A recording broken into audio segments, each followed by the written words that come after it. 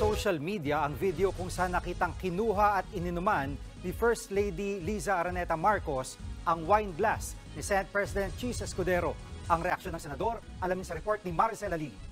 Ladies and gentlemen, bago pa man magsimula ang tradisyonal na Vandenor o Wine of Honor sa Malacanang kahapon, mukhang game na si First Lady Liza Araneta Marcos na makipag-inuman.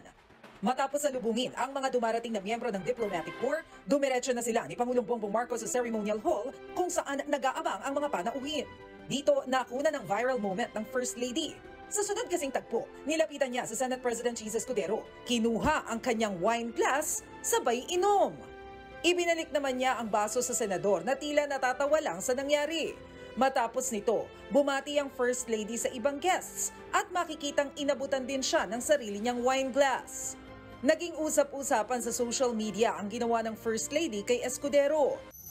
Para sa ibang netizens, tila naging waiter ang senador. May iba namang nagsabi na parang nabuli ang Senate President.